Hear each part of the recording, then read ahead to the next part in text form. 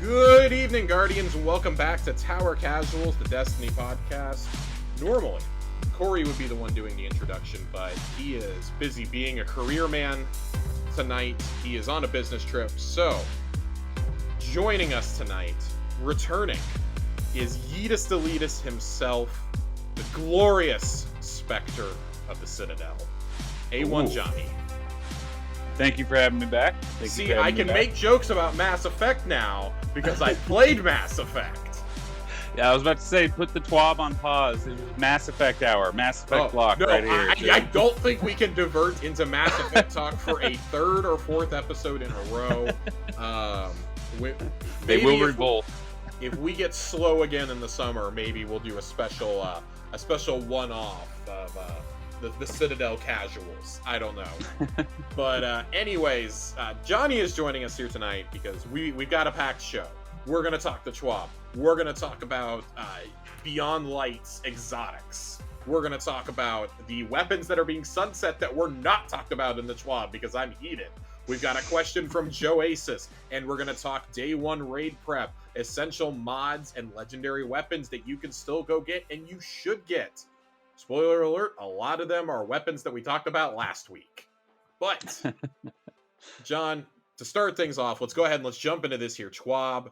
I'm ready. Apologize if the audio sounds a little wonky. We're trying a new program tonight. We're recording with Zencaster instead of on Skype, but this is a trial run. It already sounds a little bit clearer to both of us, and definitely the image looks clearer on our cams.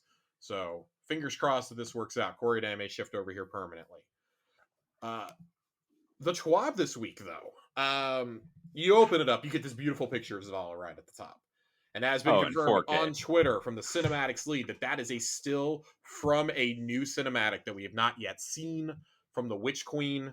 I'm not sure. So that is not Zavala in the helm, by the way. Corey got very excited when you messaged me earlier. He was like, I saw that. Zavala in the helm! I was like, no, that is Zavala's office, because in the helm you would have the hangar around it, and the Traveler is much farther away. Yeah.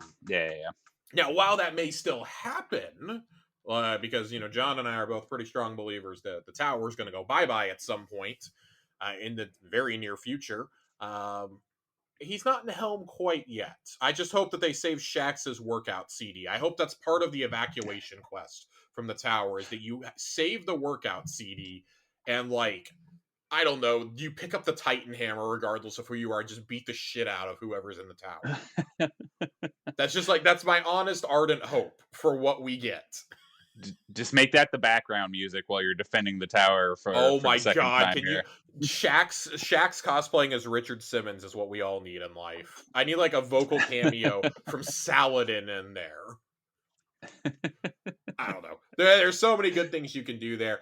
But the first update we have in the TWAB, these all kind of feel half-baked, and this week's kind of continues that trend, and it's really annoying me. There's good info, but we're getting half the story, so at some point they got to start giving us some meaty TWABs. Yeah, just a real quick aside before we dive into this. Yeah. Is it just it feels like we're not getting a whole lot of information. They haven't shown a lot about Witch Queen. We know the big beat with Savathun getting, the Hive getting the light. We know about Void 3.0 and weapon crafting, but other than that, they seem to be playing it tight-lipped, but I don't know if that's just my memory or not. I feel like we saw a lot of Beyond Light and Shadowkeep before it came out. Well, so with Beyond Light and Shadowkeep, I would say the important thing to remember is we got those reveals about 5 months before they came out. Witch Queen, we got the name announcement in 2020. Yeah. We got the actual first trailer for it back in September, or August. It's not that much longer of a gap. It's 6 months and a little bit of change, I think, or 6 months exactly, something like that. It feels like they're intentionally trying to be more mysterious because they want to build the hype, and I think they have that confidence in the storytelling now. Coming on, if you had another season, because we have to remember the season of the Worthy was ending as we were going into the Beyond Light reveal. You had to show a lot of that game to get the confidence. And Arrivals was so tied to this whole year of storytelling. So that's kind of the thing that I've likened it to, is Arrivals was really the prologue to Beyond Light, but it also served as a prologue to the seasonal stories. The seasonal stories really continued out of that. So I'm treating Lost is directly leading into the events of Witch Queen, but I'm almost wondering if it doesn't just lead into the events of the next season as well. Yeah. Because the seasons are supposed to be the ongoing story, and like the expansions are the standalones. You can still experience most of the universe by playing those.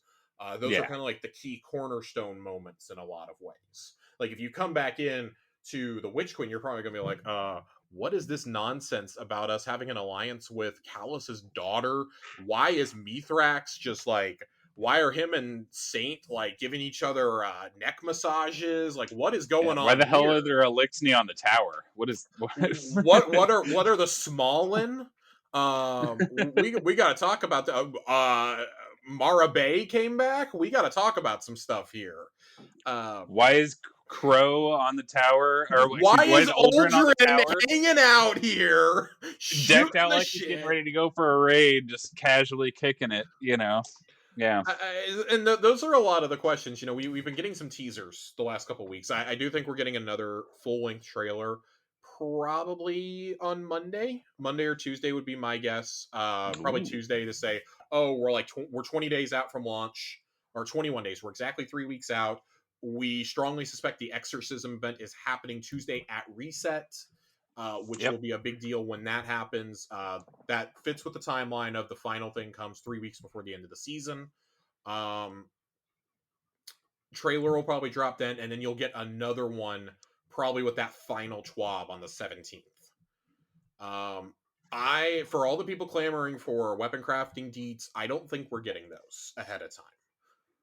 I think that will very much be something maybe in a blog post the day that it releases. Like, hey, when the patch notes come out, here you go. Here's a whole thing on weapon crafting for you to read while the servers are down for 4 hours. Uh-oh.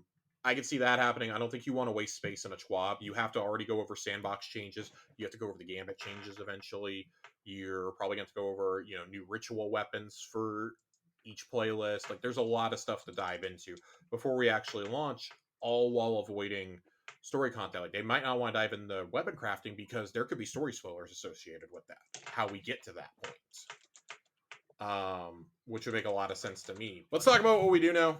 Changes to ritual playlists. So they get into some data here, say that we approach things differently than they kind of expected us to, even with the changes. So for instance, in Vanguard Strikes, they did not expect us to run more than they anticipated, so they're gonna up our reputation gains. Reputation on completion, activity streaks, nightfall multipliers, and nightfall completion quality bonuses. And the overall reputation gain should be about twice as fast for most players, with the ability to optimize even faster by playing higher difficulty nightfalls and utilizing the activity streak more. This is great news for us. We like running masters and grandmasters a lot. Yep. Mr. Conqueror over here, especially, I think that this just helps prove that if you're slogging away, like I know you and our friends Max and Phil really slog away at some of these nightfalls for like a week or two to get them down. Your Yeah. attempts are not necessarily in vain. Then when you finally get it done, like, oh, you're getting a Grandmaster done. Maybe if you knocked out a few Vanguard strikes ahead of time, or you were just hanging out in that playlist, bam, you're going to get hit with this huge rep bonus at the end. Yeah, which is great because honestly, were it not for this crazy extended season, I doubt I would have gotten that Ascendancy strike ornament. I don't think, like you said, most of my interaction with the strike playlist is through the Nightfalls, and that's me trying and failing to do a Grandmaster for a week, beating that one, and then moving on to the next one. I don't necessarily hang out in the strike playlist once I'm at level. No, I mean, you and I have been known to hang out in there to try and get some god rolls. Yeah. But I think at this point in the year, there weren't really any strike weapons that we wanted that we didn't already have. We already have great third axioms. We had great royal Yeah. entries. If you didn't have it, you were able to buy it from Zer. For us, it's always the new Nightfall weapons, and even those this season were underwhelming, I think is the Yeah. right word. Yeah. So why do I need to go in there when I have good versions of each weapon already? And then because of things like the Inverted Spire, and Lake of Shadows, we have farmed the god rolls of the best weapons, the plug ones, the Uzumes, the palindromes. We have great the hung juries. We have great rolls on all those, and there's really no reason for us to hang out in regular strikes. I'm hoping this kind of gives us a reason to, like, well, if you need to go in there to get your powerfuls and stuff, you're going to be rewarded with a meaty bonus out of it. Yeah. That's all I want. That's always been my biggest thing with Destiny is I don't mind what you do, just respect the investment of time that I'm giving. Like Dares of Eternity is not an activity that rewards my time and makes me feel respected. It makes me just hate whoever designed the reputation system and wants me to yeet them off the tower.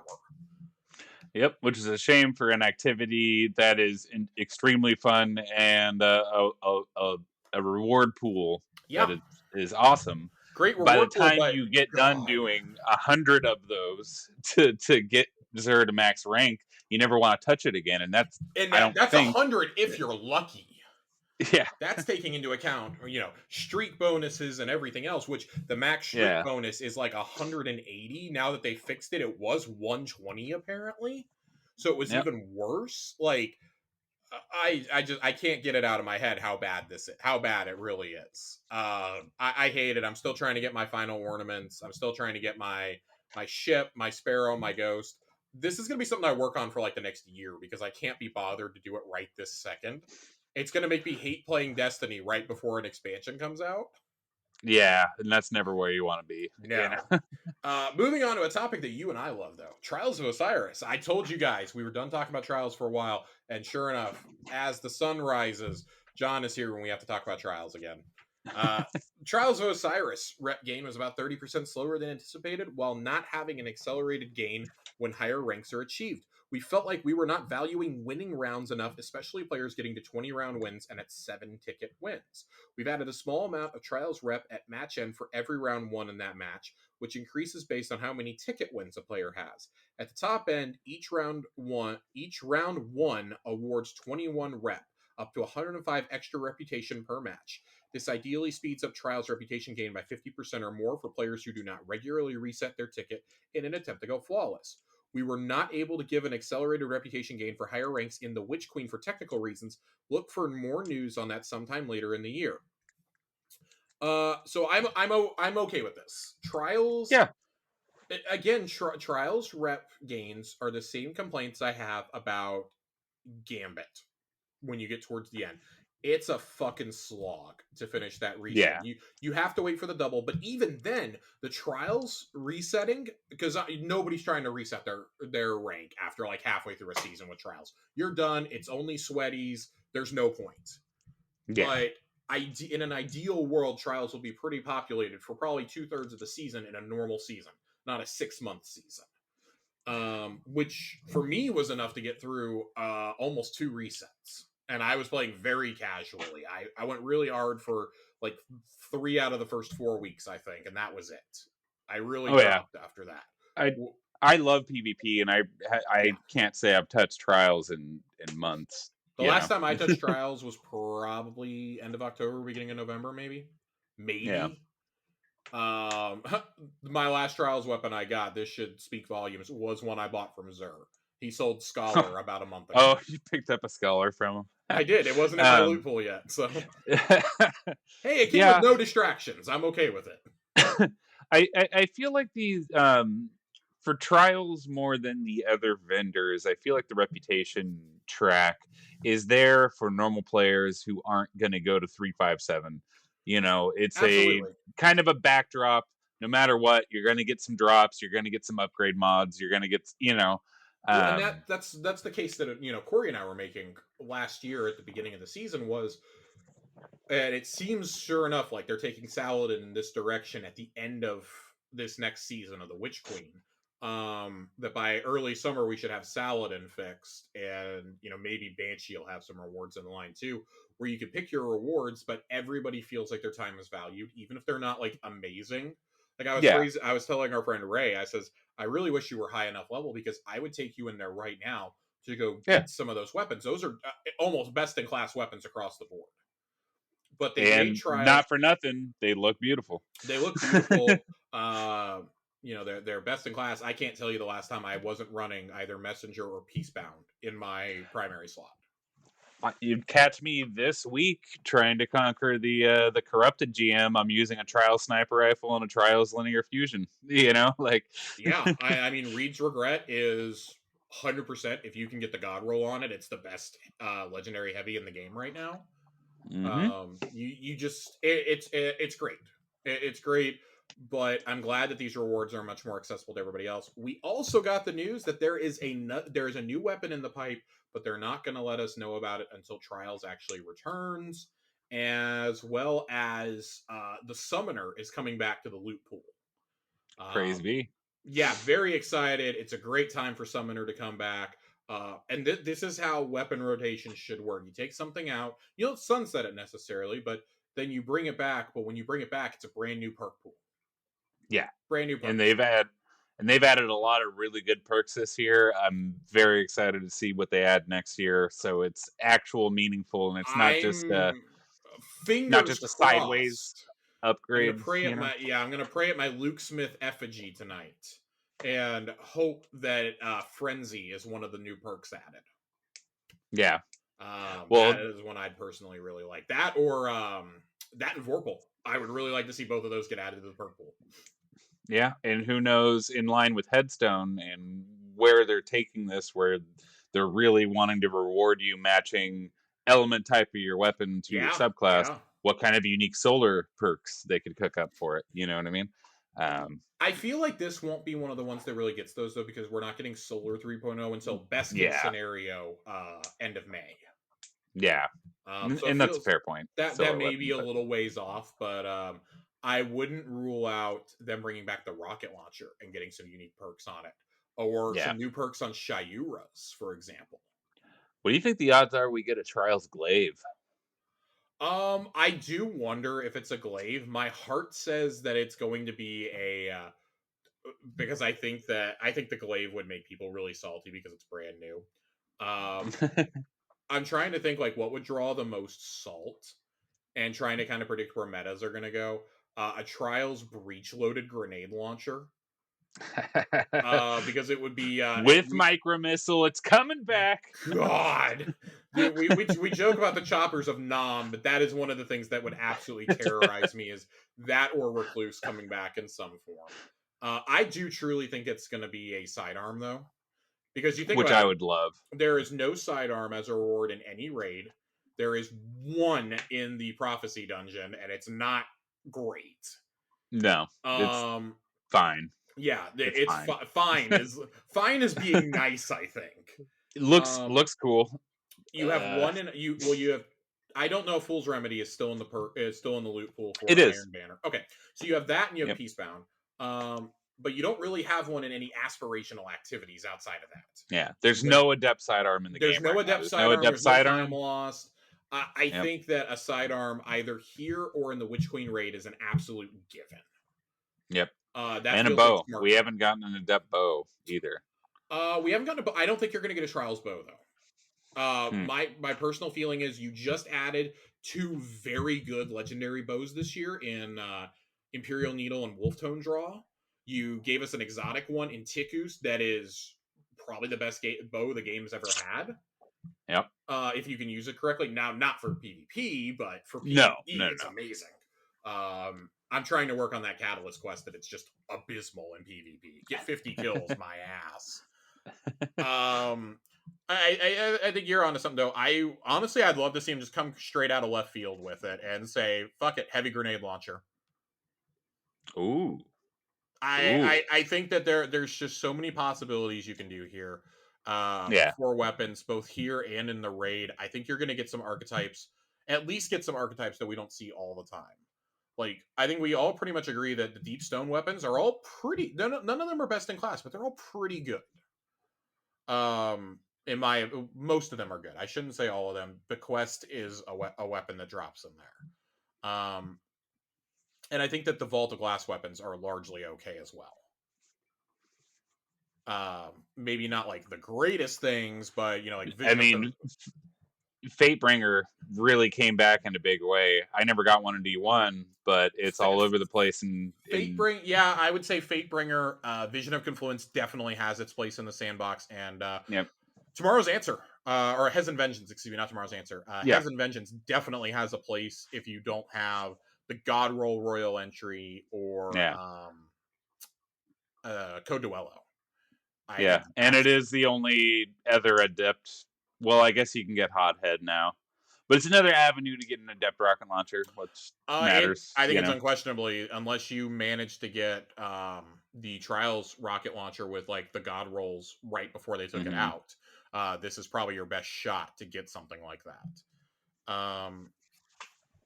Continuing on, what things are not going to change? Crucible rep gain, which totally fine. I think Crucible progresses perfectly fine for Oh yeah. reputation gains. That's the Yeah. quickest for me by far. I reset it all the time, and I really Yeah, don't play as much Crucible as I used to. You know what I mean? I'm not in there every I've day. and I mean it helps that you're also getting Crucible rep alongside Trials rep. Mm-hmm. That really helps, and alongside Iron Banner. So I mean, there's like 3 different avenues for you to be doing this. Like Crucible levels up the quickest. I don't think it needs to be touched. I do want to note about Gambit though. It says here Gambit reputation gain was 30% slower than desired, but with a Gambit revamp coming in the Witch Queen, we want a full season to analyze playstyles and patterns before making changes. I want to be clear. I understand saying that. I don't agree with it. Gambit And yet, is. I do think that the rep gains that they rep gain changes, if I can put my words together correctly, that they we did went rounds. we wine wounds that they did for Gambit recently have helped. Have Yeah. definitely helped. That third round of Mythic is not nearly as bad now. I blew through it in a couple matches the other night in attempting to get one reset on the season, but it's still like it's a tedious activity. Gambit is Yeah. still not fun. It's brutal if you're not even if you're in there with a stack, it's still brutal. Like you can still get completely wiped. The only thing that makes me kind of ticked off about all this, which they say, and it's a whole paragraph right here. I want to read this because this is something I was really hoping they would change. It was fine for a 6-month season. I don't think it's fine here. We are not making any changes to the activity streak system or placement of the ritual weapon ornaments. We have heard feedback on it and don't believe it is currently meeting our design goals. It's intended to feel like a nice bonus for dedicated players, but rarely feel critical. Right now, it can sometimes feel too punishing to leave a ritual playlist, but this is being partially driven by Gambit, Vanguard reputations moving slower than intended, combined with the ritual ornaments being on the second reset. We want to see how the tweaks to Vanguard rep changes playstyle and hourly gain before we make any changes across the board. I'm going to tell you right now, if this is what you're going to do, you need to remove those challenges from the challenge card in a regular season. Yeah. You have to do that, or you have to buff Gambit in a massive, massive way for rep And gain. that's why I'm so curious about what they mean by Gambit revamps. Like, I mean, I want to if, know, I just want to know who was out here actually complaining about earning the weapon ornaments through little quests for the vendors. Because let me tell you something, you could go do it with any archetype of those weapons. You didn't have to go in there yeah, with Ascendancy. You could go in there with Gallarhorn if you wanted to now and get those kills. You could go when it was Adored. I went through and did a lot of mine with in Crucible or Crucible. I did a lot of mine with Izanagi's Burden. there you go, baby. Which Pick just up because one green brick and yeah, cheese it. pretty much. You could do that. What was Null Composure? I ran around with Yeah. Jotun. I ran around and spammed Jotun and Telesto. That's how I got mine. Like you could do that, and I don't understand why you would want to pigeonhole yourself into this. And I mean, granted, you just earn it by straight playing now, but 2 resets on anything other than Crucible is a little brutal. The Vanguard changes sound good, but I need to play them to know Yeah. how they I mean, actually if sound. exactly, if they do reset as fast as Crucible or roughly the same, then maybe it won't feel nearly as bad because Yeah. As much as I enjoy the Crucible, it's not it makes up like maybe 20-30% of my playtime at best, and I usually reset Crucible before I'm max level in a season. You know what I mean? So if it really is that fast to get through the Vanguard reset, I guess we'll have to play with it to see how it feels. But It's absolutely wild. I don't understand it, but okay. Yeah, I'll follow your lead on this one, Bungie. That kind of feels a little ridiculous to me. Um, and then one last note here with vendor changes. We know how annoying it is to not remember which reputation bonus is active by Thursday or Friday. Starting in Witch Queen, when double ranks or rewards are active, those activities will have a modifier on the launch screen to remind you. This feels like something that, duh. Uh, but okay. It only took us like a year and some change to get here. Um, Vanguard Ops, of course, there's changes to the Vanguard playlist coming. Vanguard Strikes will now be called Vanguard Ops because the 4 battlegrounds are going to join them. Just as plain old vanilla strikes, no champions, no nothing. Good. Those were basically strikes as it was. yeah, and Um, they're fun. And here's to not putting everything in the vault if it doesn't need to go. I'm glad that uh, we're getting some of yeah, that sticking around. there are You know. 2 missions that I think they should have kept in here, and those Mm-hmm. are the High Celibate mission and Presage. fight. Well, I definitely think Presage could be. I think Presage may be too mechanically heavy for kindergartens. Too meaty. Not to say too meaty. I think it's a really good mission. I just don't know how it fits. Like as a strike. I Oh, mean, I didn't mean throwing it in the Vanguard playlist. I just wish it would stick around. I'm a big oh, fan of yeah, that. yeah, yeah, yeah. I don't see why that's going away when it's a standalone thing. That completely baffles me. It's not even tied to a planet. If It's you can leave whatever. Moving if you on. can Moving leave Warden of Nothing, you can leave that in. I think also the Quaria mission should be on. added as a Mm, strike. I don't see any reason why those two things cannot be added as strikes. Um, yeah. hell, even some of the expunge missions. I don't know. I think you had an opportunity here for a Vanguard Ops playlist and a Strikes playlist, but the fact that bounties will work across all that now, music to my ears, because some of those Oh yeah. battlegrounds are great for farming. Oh yeah. Specifically, the one in the Cosmodrome is amazing for it. Um, I like that. And then Nightfalls. So John gets to talk about one of his other favorite things here. Nightfalls. One big outlier for Ooh, our Nightfalls baby. was strike-specific modifiers with damage boosts and other effects that enhanced boss attacks. While some of them were cool and fun, they were generally inconsistent and pushing tactical play more than the intended build crafting. So we've removed these from Nightfalls, starting at Hero. We also added a new style of burn called Acute, which will increase player damage taken from specific elements by 50% and increase player damage done by 25%. Most Nightfalls already had a 25 and 25 split. Um, Mm. this is intriguing, but I am terrified thinking of certain Nightfalls.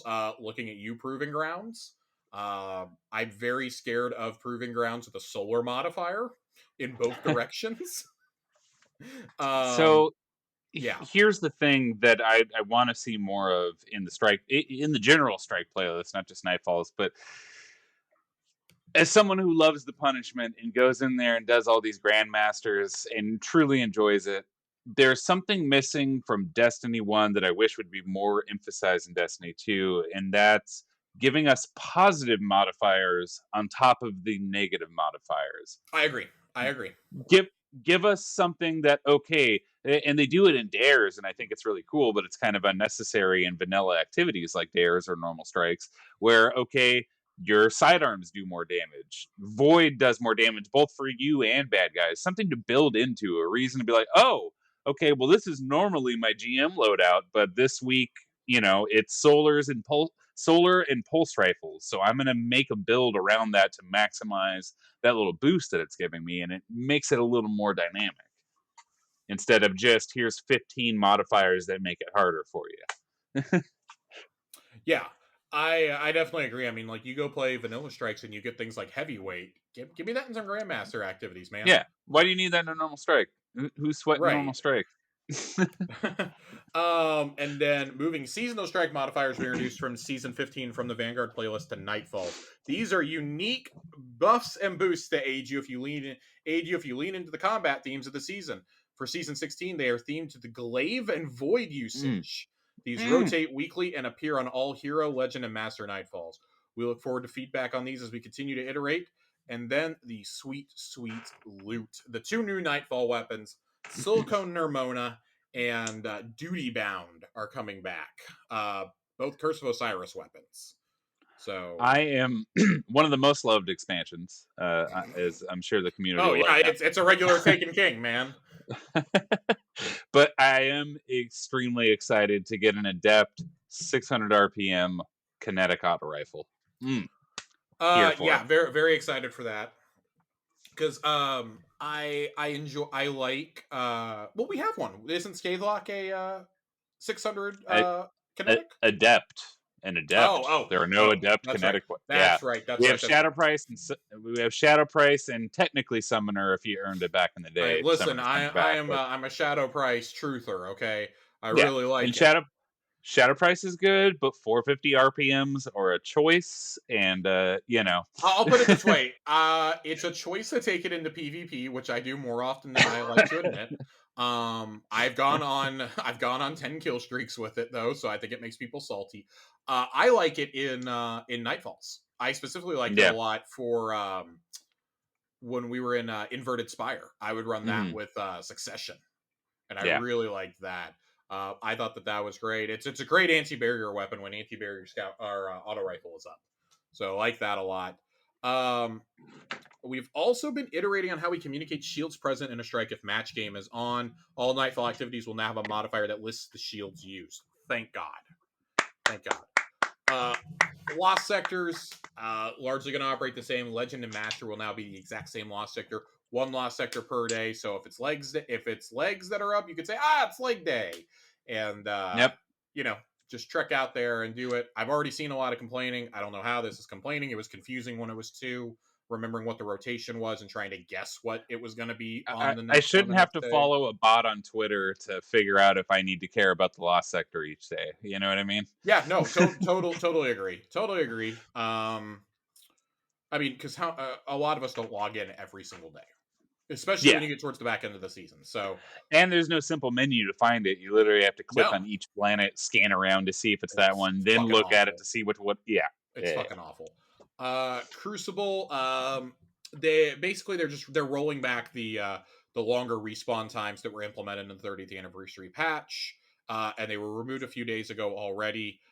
There's a whole explanation there if you want to go read it. We're not going to read out the analytics. Don't really feel the need to. Same with the HDR update. If you play on PC, go read these instructions to figure out how to fix your windowed HDR and windowed full screen and stuff. I will say that is a nice change as someone who does play on PC now. Specifically, I turned it off because I couldn't take screenshots. When I would take a screenshot, it would give me 2 screenshots. One would be super bright and one would be super dark, and I don't know why. I'm glad this is going to change that. I literally turned it off just because I couldn't screenshot in Destiny, which is something I do often, and I feel like many people do. Yeah, for sure. Bungie names. You should be able to change your Bungie name as we approach the Witch Queen. They will let us know they're targeting a date close to the Witch Queen's launch date. So I'm we're no more Guardian string of numbers. Yeah. And of course, I always like wondering what naughty name they had that got them with that default one. I think a lot of times it's just you had characters that weren't supported anymore from custom keyboards. Oh yeah, that was a big thing on Steam. Having your name is Unstoppable logo, Jotun logo. Yeah, I mean, listen, if I could have claimed that, I would have. Rewards that will disappear on February 22nd, just as a reminder. Bungie rewards, season pass items, Shax, Drifter, and Zavala rewards, season vendor rewards, gunsmith rep, seasonal seals, and rewards for all of the past year. It does not list it here, but Saint 14's engrams that you have stored up will go away. Those are going away. If you have not used those, go ahead and use them. I'm going to dump all mine into Sola Scars now to try and get a chain reaction sword. So fun, Jeff. Certain seasonal titles, seal/title triumphs and rewards require multiple weeks to fully complete. So if you want to obtain those rewards, you should begin the process right now. And I don't think that there's anything else here.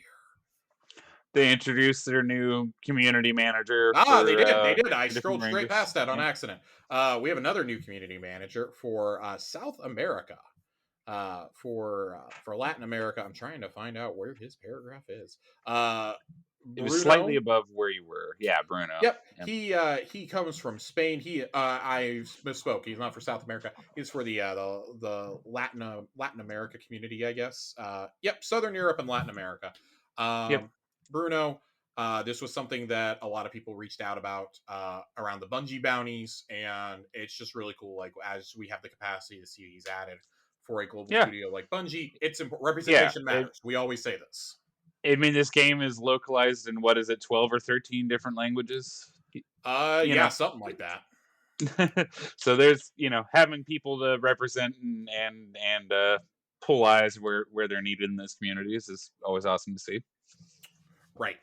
So, big shout out to Bruno. I'm sure that we will see him pop up in these twabs from time to time, or Bungie bounties and things of that nature. I think he's more on a little bit of the back end of things, like Queen Bartley is. So we'll see how that goes. We do have another topic to get to before we get to the two topics that John and I are really hoping to bring to the table tonight. Damage tweeted out something this evening that I'm kind of hot was not put into, not even necessarily this week's TWAB, but this should have probably been put in last week's so you could plan accordingly. Certain weapons that are being vaulted from endgame activities. Of course, we know that Nightfall weapons were due to rotate out, but it's the manner in which they got announced that really makes me upset. So, Trials, you will no longer, after the 22nd, you will no longer be able to earn Igneous Hammer or Soulless Scar. Iron Banner, the Multi-Mock, Time Worn Spire, Guiding Sight, and Steady Hand are disappearing. And the Nightfalls, Swarm, Shadow Prize, Uzum, and Hung Jury are all disappearing. And you may ask, why is Josh upset about this? Well, for starters, we have one Iron Banner left on the season, which is the last week of the season. I personally don't think they were planning to do another one, and then they went, oh crap, we need to do another We got one. a whole month. We got a whole month, and we got 4 weapons we're getting rid of. People would have been, and rightfully so, would have been furious. Yeah. Trials, okay, you've had your opportunity to get those with the Engram focusing. I don't have too much sympathy for you if you don't have those at this point, or good rolls of them. You still got a couple weekends. I expect Trials to be pretty populated this weekend after this news.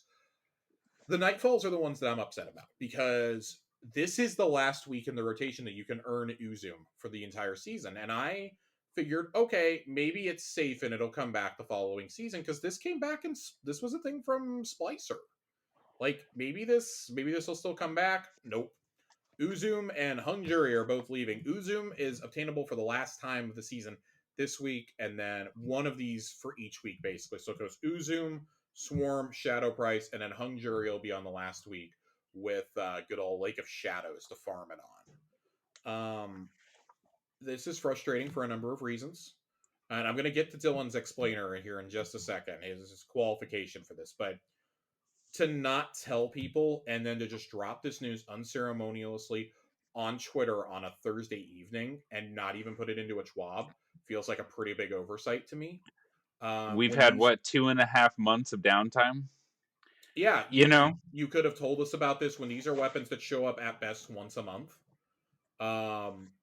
I feel like this should have been publicized a little bit more. You've had so many people return during the 30th anniversary event or come back. They played for a loss and then they dipped and they're coming back because the exorcism's getting ready to happen. And now they're like, if you didn't get this, like, oh shit. Because it's not just the normal ones that's disappearing. It's also the adept versions. And keep in mind, for those of us who do not have the Conqueror title, our catch-up node is not active. It is not activated yet. I cannot go, if I needed to go in and farm an Uzum, I can do that because it's Devil's Lair this week. But what if, like, the worst case scenario had played out and it was like fucking corrupted like last week with the double Nightfall rewards and you gave us corrupted? Okay. Like, there aren't much worse combinations in this game, but somehow, by God, they managed to find them. This has me a little heated, like maybe unnecessarily, but I think this is really tacky to put this out now. Like, it's one thing to say, oh, we have 2 Iron Banners left, and these weapons are going to go away at the end, so you might want to get them because they're completely random drops. Yeah. Or the Trials ones where you can focus your engrams. Like, I'm fine with you telling me about the Trials guns now. It's the Nightfall ones that literally you have an opportunity one time a month to earn them. And it has me heated. Yeah, I totally get why we're cycling them out to bring in new weapons, and if the loot pool is too bloated in Grandmasters, it can be frustrating. I can say that as someone Yeah. who wanted to get some rolls on Comedian and kept getting shadow prices to drop that week, Yeah. etc. So I'm not upset that they're doing it. Like you said, I'm upset that we're just hearing about this now. We've had 2 months of downtime where people could have been grinding for these roles knowing they were going away. This just kind of iterates a point that Corey and I have made before, that if you're going to have endgame vendors, such as, because Iron Banner is considered endgame, Trials Mhm. is, and I would say Nightfalls are. Those are the accessible endgame as far as I'm concerned. Um, there need to be a way to turn in your engrams that you get from those, like have Iron engrams drop or have Nightfall engrams drop, and you have the choice to take them to Rahul, or you can go spend some money and get them specifically Yeah, decrypted at Zavala. There is no reason why you should not be viewing that as a change for Zavala. And I swear to God, if I have to wait for Lightfall to come out to get this change for Zavala, I'm really going to be heated they because really nailed it with Saint. It's the perfect system. they nailed You it with know? Saint, and I don't think they were really expecting us to love it as much as we did. And they kind of went, "Oh shit, we've got so much other stuff to get done for the Witch Queen." Like, all right, Yeah, we can do Saints for the beginning of season 17. Season 18, I better be reading a TWAB, getting ready to revamp Zavala's reward structure for yeah, Nightfalls. I better and be that's why I'm reading so that. yeah, and that's why I'm so excited for them saying they're finally doing that for Saladin, because it is the Iron Banner grind is probably the worst in the game at the moment. Of I want to grind peace bond rolls. Yeah, I could turn in and did turn in 1,200 to 1,400 Iron Banner tokens and get 3 peace bonds. yeah, I definitely agree because I went through the same thing. That's exactly how I was feeling. I turned in something like 800 tokens to get my peace bond with Headstone, Yeah, and I was ecstatic when I got it. So, and I haven't taken it off since. But it's frustrating. Like Swarm and Shadow Price, sure, those have been around for a year now. If you haven't gotten those came in Season of the Chosen. You've had a full year. I don't feel sympathy for you on those. Uzum and Hung Jury, and I mean, I shouldn't be as upset about these as I am, but they really are two pretty close to best in class weapons for their respective for Scout and Sniper. yeah, Like, especially if you can get Hung Jury with box breathing or explosive payload on it, that's going to be a come top on. tier champion weapon going forward. Kinetic Um, Scout with Firefly. I mean, I know Vision of yeah, Confluence has it, but that's a solar weapon. no. For I the mean, kinetic slot. absolutely. I mean, like there are just so many things, and with them saying that they want the mods to play more to the weapon types and the abilities that they're highlighting in the season, like I'm just thinking, like, oh my god, like, what if you do all these scout mods and then you didn't get Hung Jury as one of like 3 good scout rifle, not even like just kinetic scouts, just like scouts in general in the game, right? It's like one of the 3 best probably. That Yeah, Nightwatch and Servant Leader. and Um, if you're going top level, what are the adept scouts you can get? You can get a time lost vision, that's it. which even with you and me don't even want to do Master Vogue to get that. You can get a Master Scholar, I think, or Nope, an nope, Adept Scholar. nope, No, no. nope. Yeah, so yeah, You it's really just could, Hungary. you had to get it like a year ago. Yeah, Maybe so I it's think really it was just even been, Hungary yeah. then, right? For It's Hung for Jury and Adept it's Scouts. going away. It's one of the only 180s that's good. If not the only 180 that's good in the game that's Yep. kinetic. It's just it's very frustrating all around. Like, and then I mean, Firefly is a pretty unique perk to that gun, and it's going away. Yeah, it is on, of course, it is on a few others, but as far as the kinetic goes, I think you're right. It is the only, definitely the only kinetic scout that has it. Yeah, it's that and Fatebringer. Yeah, Firefly is otherwise exclusive to Vogue weapons. yeah. So that's really frustrating, especially because that when that weapon was announced as coming back, that was a change that was celebrated. That was Yeah. I've never seen the celebration of a weapon announced that's coming back in a Schwab as much as I did for that. Like For a Summoner scout. at a for a fucking scout, which aren't even good in the meta right now, but it is such a top tier. That particular scout is such a top tier champion weapon. Yep. So I urge everybody, the week of February 15th is going to be Lake of Shadows with Hung Jury. If you are able to do it, if you can get your big boy pants on, you can get a fire team through LFG or through your friends. I urge you all, because I would almost guarantee you it's going to be double loot that week. Yeah. I would say go in and farm the absolute shit out of at least a regular Hung Jury. I'll be hanging out getting people rolls that week. It's got me heated. And then Yeah. Dylan's explanations here.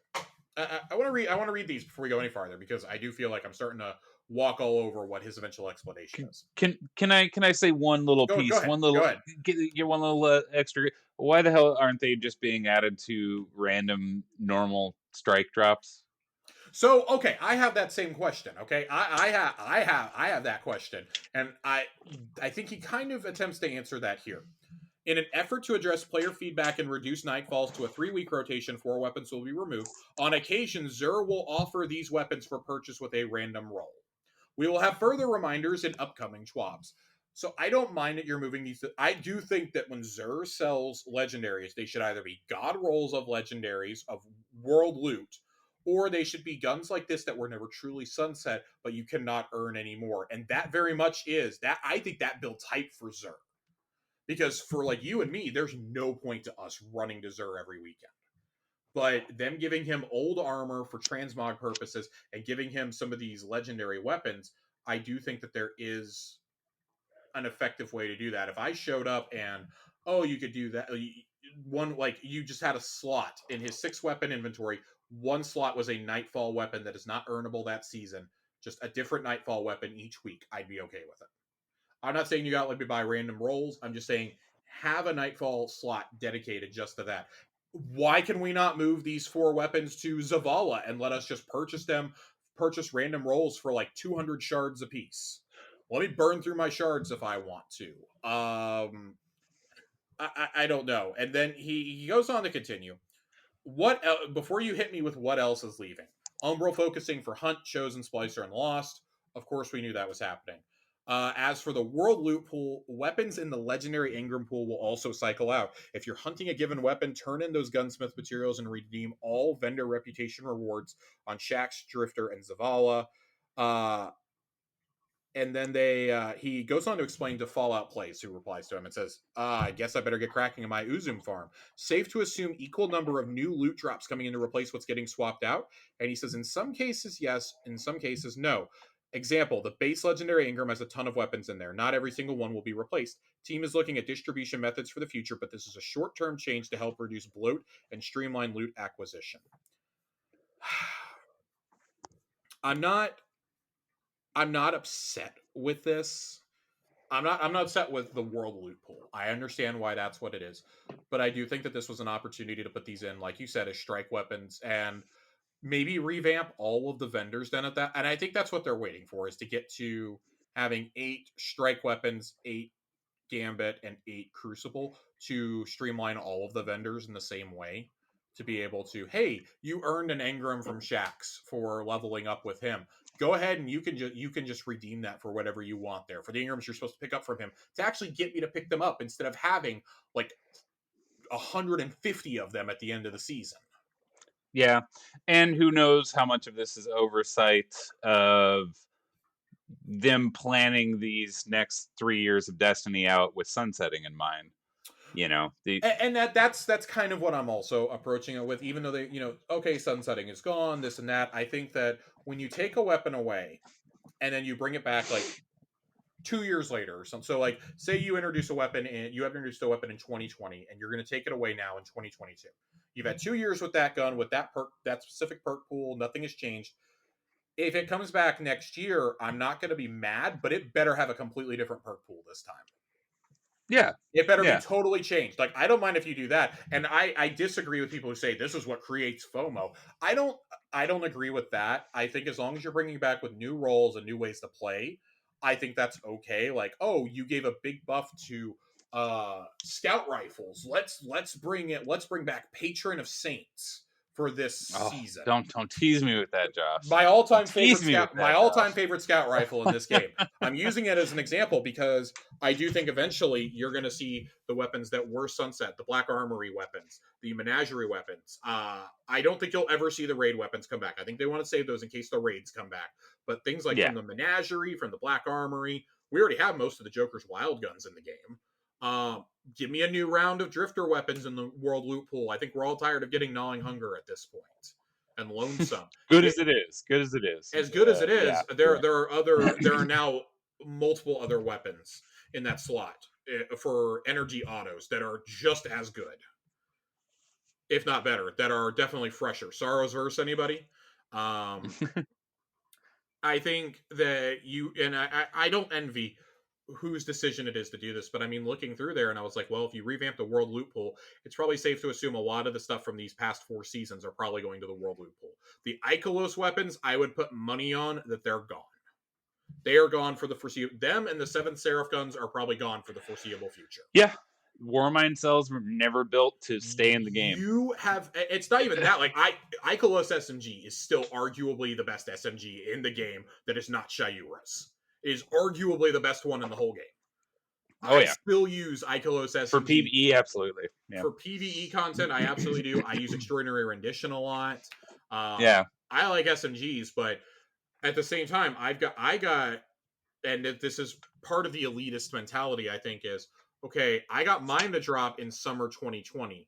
I'm fine with this going away after 20 months. If you didn't get one in 2 years, I'm sorry, but that's the way the cookie crumbles. If I can borrow a line from Bruce Almighty, that you got to say enough at some point. Ikelos sniper rifles, Ikelos hand cannons, Seventh Seraph officer revolvers, that awful SMG, the Seventh Seraph carbine, the saws, like that stuff needs to go away. Not just because of Warmind cells, like those were decent weapons, but the loot pool has changed over time. Seventh Seraph saw used to be a great gun. Machine guns suck now. Auto rifles, you've got so many better kinetic options than the carbine. It's great for barrier champs and not much else, frankly. Why would I want to use that when I've got Chroma Rush or Scathelock? Yeah. For my kinetic. Or even what's the prophecy AR? God, I've used it a lot. Yeah. I'm forgetting it too. But yeah, the prophecy one. I mean, you got 3 great options, and 2 of them are very easy to obtain right now. Yep. The last breath. There last breath. Yeah. Okay. At a certain point, you have to say enough is enough, and I think if you have the opportunity to earn them for seasons, and then those become the new world loot pool, I think with a couple of old weapons brought back, such as Cartesian coordinate and whatnot, that was like a red war weapon, and it was brought back and chosen. I think that's okay. And then at the end of that year, you say, okay, these are going to go away. Some of these are going to go away forever. Like, just straight up. I don't know in what world we need to continue having Sojourner's Tale drop. But whatever that world is, I don't want to be in it. Like, I don't know in what reality I need Far Future to keep dropping either. Like, these are guns that, okay, we didn't like them during the season. We definitely don't like them now. Unless you change them. And so with Sojourners, it's like, well, that's a slug. Like, Bungie has been pretty explicitly clear. They don't want slugs to ever have that power again for melting. Like, yeah, you have to make choices somewhere. And so I guess this is probably a conversation for another time as we get closer and find out, okay, what's leave. They did a really good list of what was going to be the new world loot pool in Beyond Light a couple weeks before it came out. And I just really wish, again, what were we doing for all of January in these where we couldn't get a list of this is what's currently in the world loot pool. This is what the new world loot pool will be. Or not even tell me what's currently in there. This is what the new world loot pool will be going forward. These are the weapons that will be taken out. And the only way you'll be able to get them is if Xur or the gunsmith happens to sell them. Which I think is fine. Yeah. I think that gives Xur and Banshee a renewed focus in a lot of ways. I wouldn't be shocked to see Ada be given a certain. as you continue building up this arsenal of legendary weapons, you're going to have to give some to Ada at some point also. It just gives you reason to go see these vendors every week, even if they're just fixed rolls when they drop. You still have the chance. There can be god rolls. We all rushed to Zur to buy Royal Entry a couple weeks ago because it was the exact god roll. It may only be meta for a season or two, but right now, it's if you have a Gallarhorn and everybody else has that, you're going to do tons of damage. And it's not just good for veteran players who may not have the right role. It's great for returning players. When you're taking someone like Ray and trying to get him back in, he's like, oh wait, you don't have a good rocket launcher. Well, hey, Banshee this week, he's selling Royal Entry with Clown cartridge. Let's go pick that up for you. Sure, you don't have an Adept Hothead or whatever, but this is going to be fine to take and do a raid or a Nightfall or I absolutely agree, because that's what I've been doing. I've been running through trying to get him whatever I can before it disappears. And now I'm kind of nervous because I don't know what's going to be in the pool and what's not. Look, we're just operating under the assumption now that, okay, if it's in the seasonal rewards, it may just disappear completely. And there's some Code Duello, for me, that's one of the few locks that I think is going to the world loot pool. There's not a whole lot of legendary rocket launchers that are good. So I'm not panicking over that, because that is so tedious to go get right now. You have to get hammer charges, you have to upgrade for it and everything else. It's just not worth it for one weapon to go and grind all that shit out that we had 3 months to do. And even some of us were getting our rolls into Splicer. I didn't get my Code Duello until I was into Splicer. My god roll. Jeez. But because back then, that's when all I was getting out of that specific Ingram was fucking threaded needle. I probably deleted about 50 of those things, like everybody else, thinking, God, it's a linear, these things are trash. Yeah, I definitely deleted the god fusions? Roll. Yeah, and now it's like, oh my god, that's all we need. Where's your clown cartridge, purple and threaded needle, Josh? Yeah. Savathun's Guardians are going to pull it out on me. So, John, let's go ahead and move on. Though we're taking quite a bit of time. I want to move on. We got 2 other topics and a question we got to get to tonight at minimum. You requested to talk about this next one, which is kind of comparing the exotics from Beyond Light with what we got in Shadowkeep, because I think when we look at the ones we got in Shadowkeep, underwhelming is probably the nicest word you can use. Yeah, and until we got to Arrivals, I want to say Witherhoard and Ruinous Effigy were kind of Traveler's what piqued my interest and gave me hope for what's coming in Beyond Light. Traveler's Chosen was also one of those in that season. Yeah, they went 3 for 3. They really went 3 for 3. Other than that, I mean, I think it was Xenophage and Bastion. Xenophage, Divinity, Bastion. I think those were all. I mean, Devil's Ruin. It's the more we talk about this, I'm liking the Shadowkeep exotics more and more, John. We all remember how much none of us really cared for Symmetry, and then I think about everything else, and I'm like, damn. Ariana's Vow, which very specific types of players liked Ariana's Vow. Until they buffed up Arbalest. I would Ariana's Vow had a very niche but very strong role in the game. Now you literally can't make an argument why you wouldn't just run Arbalest instead. Yeah, but I don't. Oh God, I'm so annoyed. The more I think about this, the more agitated I'm getting. I'm trying to find a list of things from, and of course, I can't find a curated list from. Naturally. From Shadowkeep, as I'm doing a quick search. But this year, I think that each of the weapons you get, except for Salvation's Grip, really has a point, and has something that's actually useful. I would say the only other one I might put down there as doesn't really have a specific use is probably Duality. Duality had a place, and then they nerfed it into the ground. Duality, I'm gonna throw in there with Hawkmoon as a really great PvP option.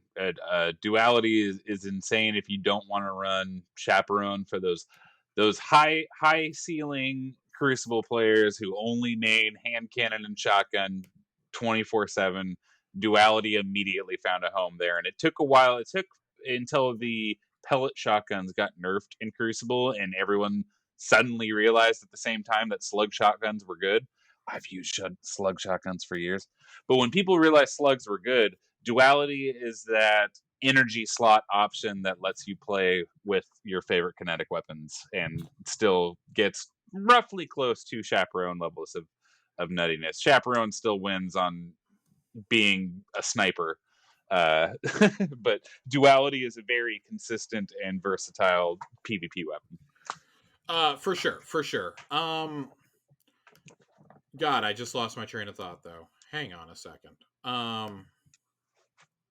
Fuck. Now I'm really annoyed. Well, I mean, let's go down the rest of the list of all of the exotics we've gotten this year. Cloud Strike. You've seen what I can do with Cloud Strike in a trials match. You know. Cloud Strike, the infamous weapon that I did 50 Empire hunts for, and now it's triggering me that I have to go in and do more. I'm really annoyed. I would say that Cloud Strike definitely, like, when it comes to PvP, is absolutely absurd. There is just nothing good about that if you are on the wrong receiving end of that. You're gonna have a real bad day, I think. So good luck. I think Ticcus has a place in PvE. PvP, it's absolute dog shit. Yeah, and rightfully so. It would be such bullshit dude, if it was it's good. so bad. I shoot an arrow with the tracking, and it doesn't even take out it takes out maybe a quarter of their shield. It's real bad. I'm trying to grind out that catalyst. That's the worst experience ever. Yeah. I think that's one of the few ones they've landed of making it, letting it fulfill a fantasy, but not making it break Crucible. They kind of nailed it with that, because if it were any better, it would be stupid. It would be stupid. One thing I do like that they really moved away from this year, and last year to a large degree, is they moved away from every other exotic being a fucking hand cannon. Because in Forsaken, you got Ace of Spades, Lumina, Thorn, The Last Word, and then you got Ariana's Vow as the first one in Shadowkeep. In a year, you got 5 exotic hand cannons. I understand and hear you, Joss. I was not mad. But I get it. For those of us who do not enjoy hand cannons, and there are a lot of us, by the way, and I think a lot of people who don't play a lot of high-end PvP, like, we were like, are you fucking kidding me? Like, I literally out loud said, like, I don't see the point in getting half of my exotics in Forsaken because I'm never going to touch these. Whereas at least the ones in Shadowkeep and Beyond Light, I feel like I've used at least enough to get familiar with them. So the list that we got for Shadowkeep, I want to compare this. I finally was able to get a curated list from Light GG. Ooh. Okay.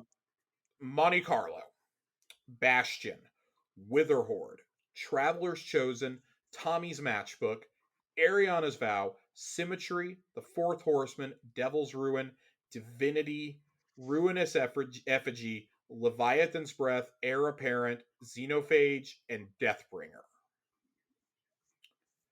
We got about. Not gonna lie to you, Josh. I love most of the weapons on this list. So that's what I'm saying, because we were talking earlier, we're like, man, this year feels like it was way better than last year.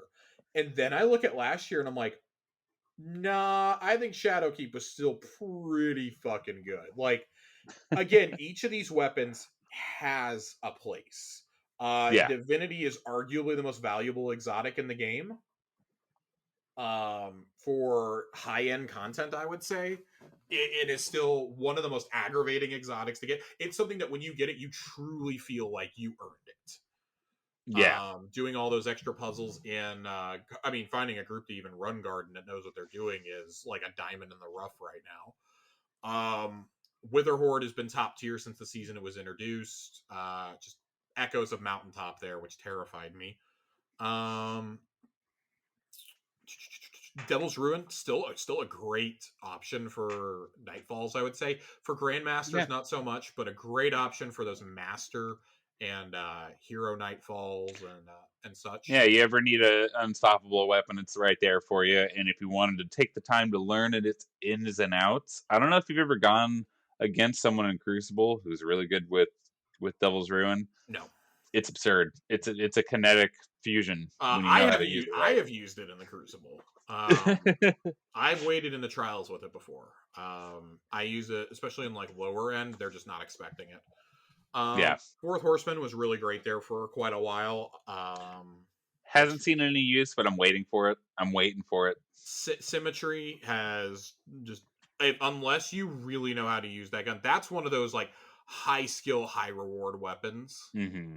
Um, Tommy's Matchbook, LOL. Traveler's Chosen. If you Traveler's Chosen is the ultimate buildcraft weapon as far as I'm concerned. Oh yeah. Oh yeah. Especially with the I'm changes looking. to ability Yeah, regen. I'm really It's looking forward to working with that in this next season with Void 3.0. Yeah, and We'll the have to learn catalyst they gave it, giving it full auto, giving it osmosis. I mean, it doesn't seem like a lot, but it just really pushes it. It really pushes it. It feels so You know, good. Bastion definitely has seen reduced usage, I think, but I do like they made it intrinsically anti-unstoppable. Hmm. Still a big fan of that. And then I think you look at those, and then you look at what we got this year. And I'm going to pull up this year's list real fast for us. Because, I mean, God, Xenophage, look how good Xenophage was for so long. For so long, Xenophage was a top tier weapon. Now I'm having to tell people, God, please stop using Xenophage. What are you doing? This year, you got Hawkmoon, No Time to Explain, Dead Man's Tale, Cryesthesia, Mm. Forerunner, Aegir Scepter, Ticcus Divination, Vex Mythoclast, Lawrence Driver, Duality, Cloud Strike, Salvation Script, Eyes of Tomorrow, Gallarhorn, Lament, Duality. I already read Duality. Never mind. I hit some You catalysts fulfilled the there. prophecy there. I hit some catalysts at the end, but you got roughly 15 exotics this season or this year. Specifically, I want to single out Aegir Scepter. Aegir Scepter has presented something that makes me so excited with how they're reworking um, our light abilities and how they want those to interact with perks on weapons. Mm-hmm. Um, for a long time there were a few unique interactions between exotics and certain weapon classes. Like, oh god, what was the Warmind scout rifle? Anna's scout rifle. Um, Polaris Lance. Polaris Lance. Polaris Lance's solar explosions used to trigger something on Solar Warlock because it counted as like an ability. And it was like a really unique, like, oh, hey, it works with my subclass if I go way the fuck far out of my way to do it and use a scout that no one wants to use. Um, the way that Aegir Scepter and to a lesser extent Headstone works with your stasis subclasses and triggers all of those aspects and fragments and synergizes with the entire kit makes me so excited to see what we're going to get this year with Void Arc and Solar 3.0 and um what weapon mods they could add that really flow into your whole subclass, make it a full kit. Aegir Scepter is so unique and so powerful. Like I said, my boy Phil has been bringing those into almost every GM Yeah. on Stasis Warlock with a trace rifle, and it works and it's strong. It's insane to me. It's whoever designed this thing should get a raise. That's all I'm saying. That now I'm done gushing about Aegir Scepter. I largely agree. I have not had as much experience with Aegir Scepter because there's usually already somebody in the fire team running it. That's how good it is. Mm. And it would just be kind of also I definitely have of the three stasis supers, the one that you want in high end content. Yeah. It doesn't like, yeah, the Warlock one is good for ad clear, but when there's a whole bunch of shields and match game, it's not as good. You want those Yeah. stasis turrets is what you mainly want. So, you want to clock into overdrive and drain your super. Cool. You want that stasis tornado though, doing Yeah. continuous damage, giving the debuffs. Like you want that stuff. I think I don't want to go through this whole list. There's simply too many here. We could do an entire episode just on these exotics. If I was going to single out one that is, I've talked extensively about Vex Mythoclast on this show. Um, I think something that really showed like what an exotic weapon should be is for me is lament. Um, Yeah. and we were coming right off of Spin to Win. We were coming off of Falling Guillotine. Swords were finally not a joke in Destiny 2 because they'd been a complete joke. Like Black Talon had a very niche use, and you had to be very good with it for it to be good as a caster frame. But largely, swords were forgotten with Destiny 1. By and large, they just simply were forgotten. Falling Guillotine, however, came in as the legendary heard around the world and the automatic boss DPS for absolutely everything. So much so to the point that when we got to Deepstone, we weren't really sure what to do because we were Yeah. so used to using it for a whole like 6 months before that. Lament, though, lets you do something, and you could block without losing your ammo for once. But then the various kinds of attacks you could still do your uppercut, but if you did block, swipe, and then hold, you would do a It had a huge combo. it had a fucking combo. But not only that, you could hold and you could still do what I do, which is the anime move, like your fucking Yeah. cloud, and block and then jam right trigger as hard as you can, and you're gonna do like 70-80k right there. And on top of that, it's an anti-barrier weapon. This is what an exotic should be. It is not adaptable for every single situation, but god, you're gonna be really happy you have it for those instances where you need it. That is what it should be. Divinity is not something you use for every single encounter, but No. man, you're really happy when you have it. You're really happy when you have Vex Mythoclast. It's not usable for everything, but god Huh. damn, it's still And it heals you as well, because good. why not? Uh, the other one I would single out, especially when we talk about exotic primaries, tend to be either high skill or underwhelming. Those are pretty much your Yeah. two options. Dead Man's Tale stands out. Mm. As something that is not high skill. It is one of the only two random roll exotics in the entire game. For me, it is the better of the two, largely because of my playstyle. But holy shit, you talk about something that is great in PvE and PvP. Yeah. I did not expect Beautiful, a it's simple, and it 120 works.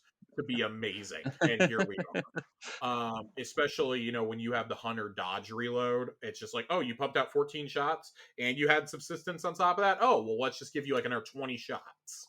Yeah. um it with Vorpal for anti-barrier is going to be an absolute monster this coming season. I'm very excited for that.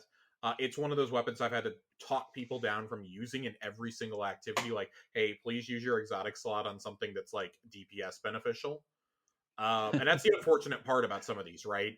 But with the buff Yeah. to Vorpal now, I mean, I wouldn't be mad if somebody wanted to go run that. Now, not everybody can run Dead Man's in a raid or a dungeon, but if somebody wants to run that, and somebody else wants to run Aegir's, fine. I'll hold it down with Sleeper Stimulant, I guess, or with Divinity or whatever. Like, And don't forget, with the ammo economy, using primary exotics nets you more heavy and energy drops too. So them making more exotic primaries that are worth actually running in high end content that is is true. nice. That is true. I'll definitely say that.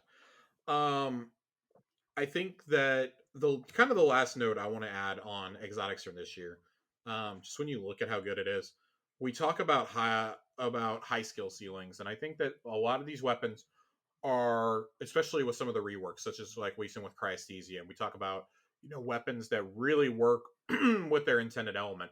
I'm excited to see how Lawrence Driver improves upon its already ridiculously good nature next season Yeah. with Void 3.0. I'm excited to see that.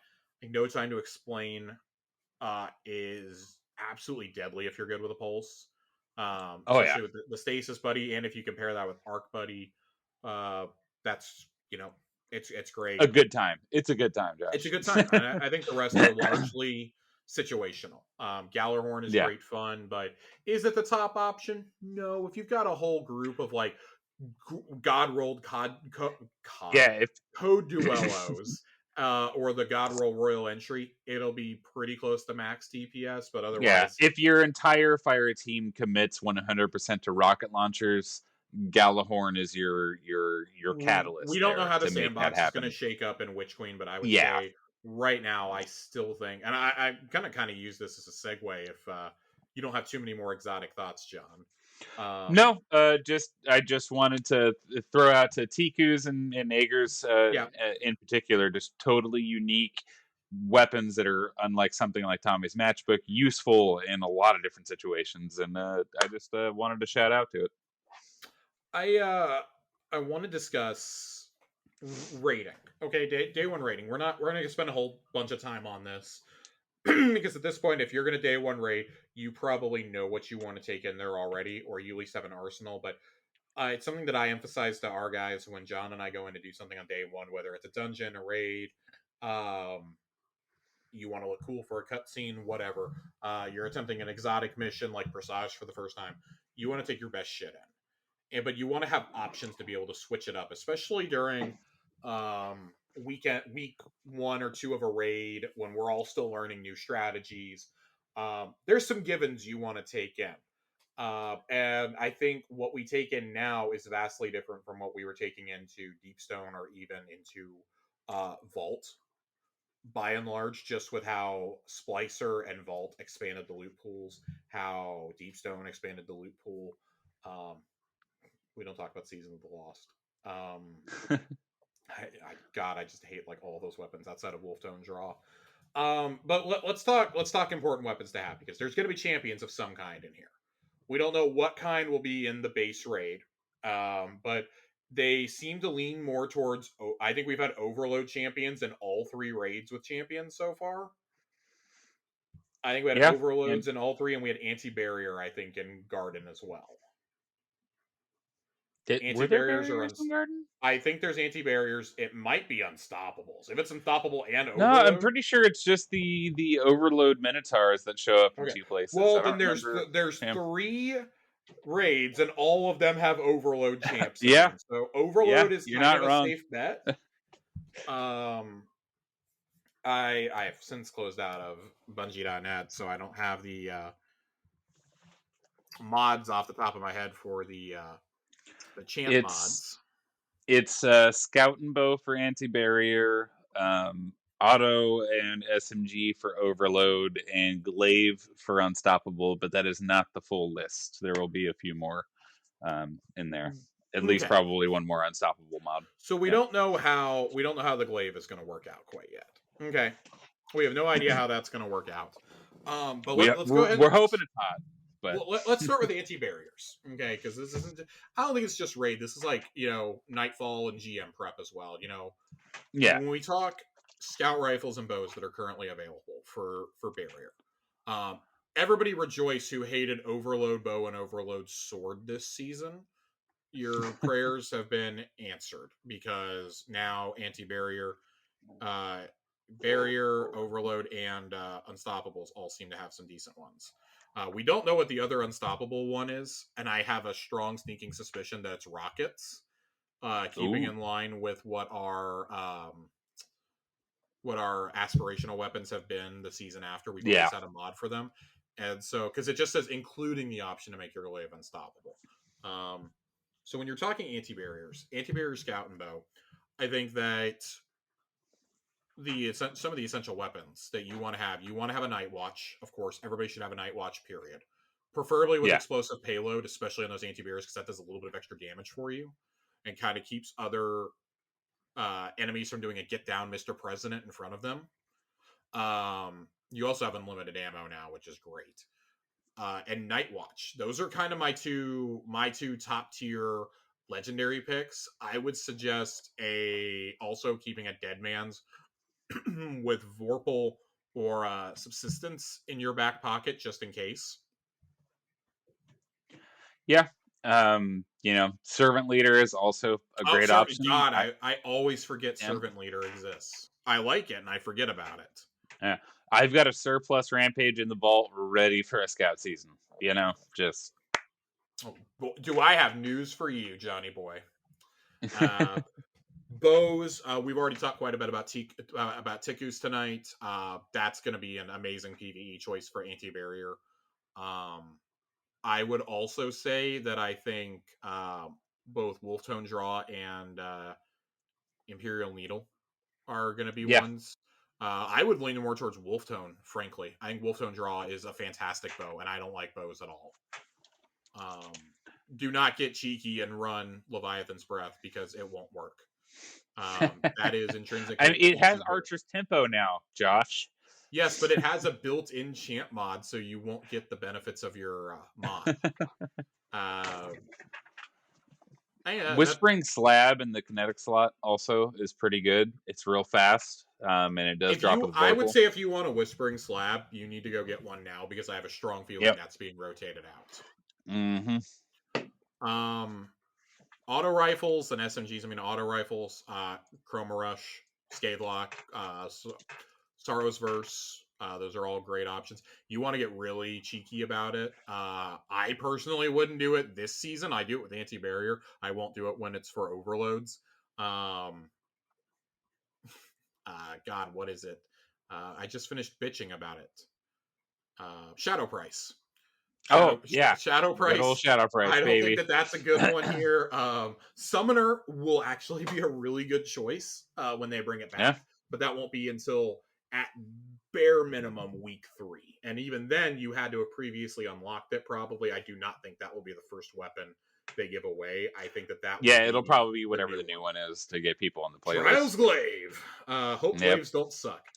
SMGs. I mean, for me, there's really only 3 options here. 2 of which are somewhat easy to get.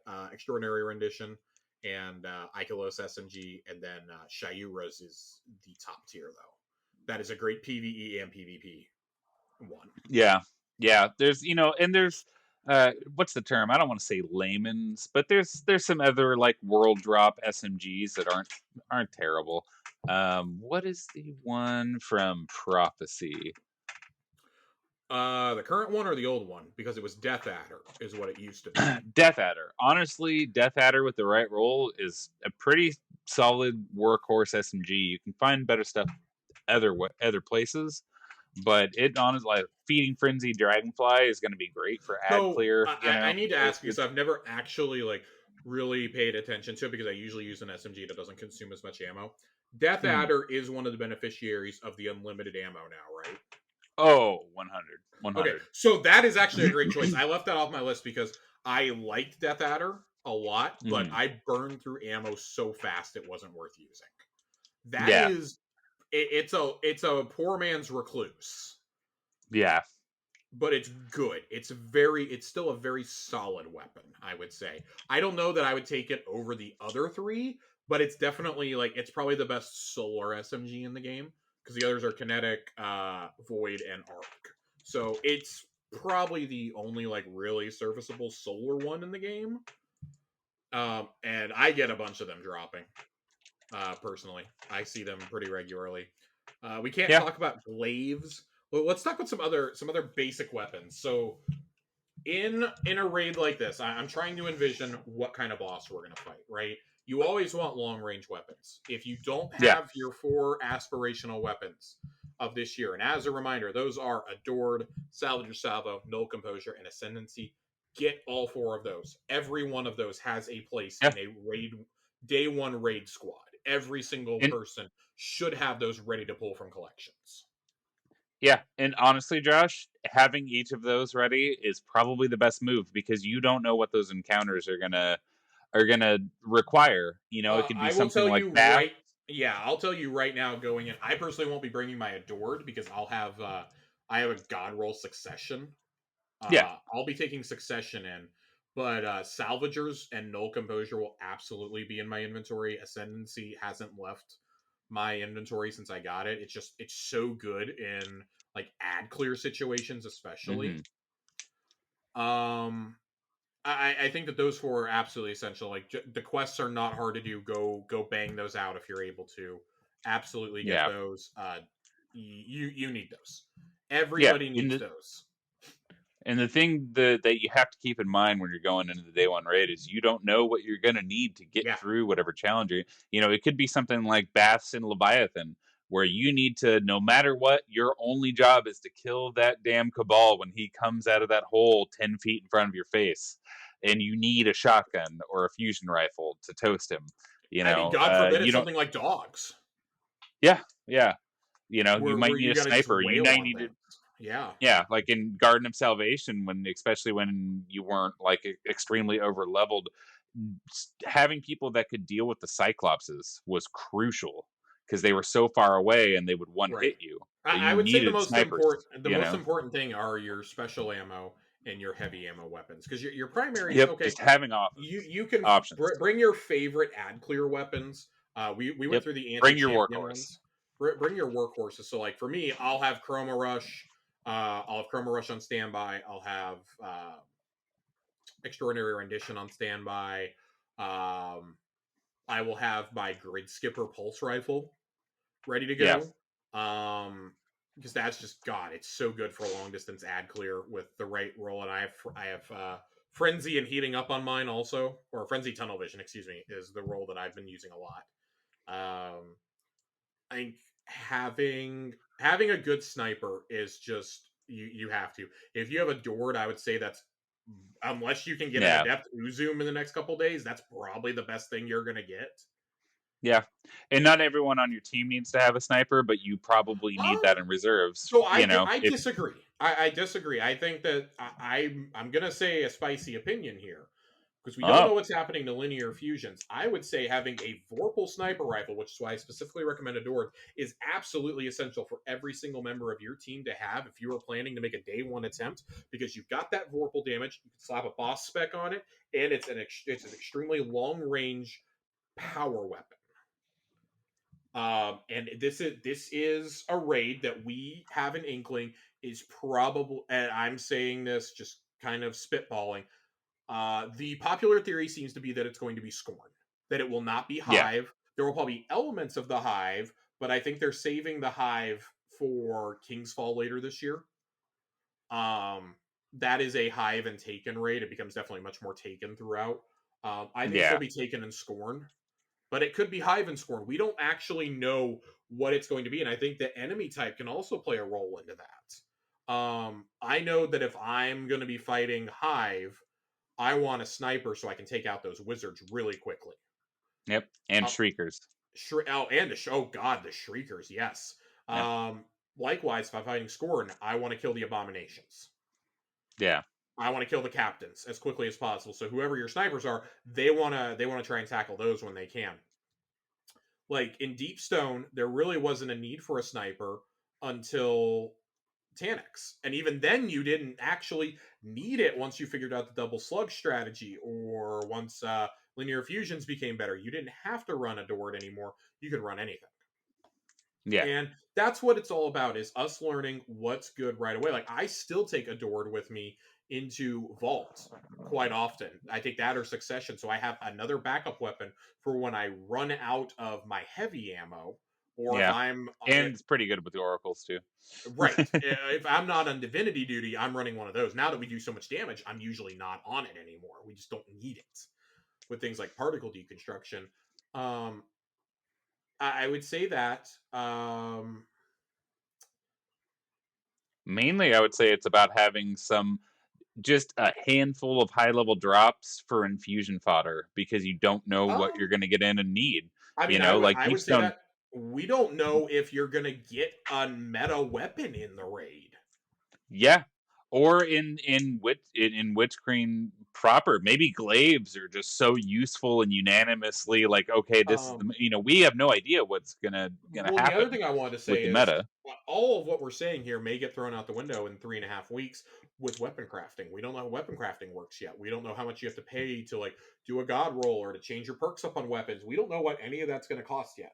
And we do know the Witch Yeah. Queen raid, the Witch Queen weapons, and the raid weapons, as well as the seasonal weapons, will all be a part of that table when it comes out. You will be able to craft raid weapon. Actually, I'm gonna pull back on the raid one. I remember them saying raid, but I don't want to say it and get people excited if it's not actually, if I'm misremembering. I will vouch for you on that, that it's the raid and the seasonal weapons are what's gonna start Okay. with So crafting. Yeah. I would also say that probably world loot will be a part of it at some point.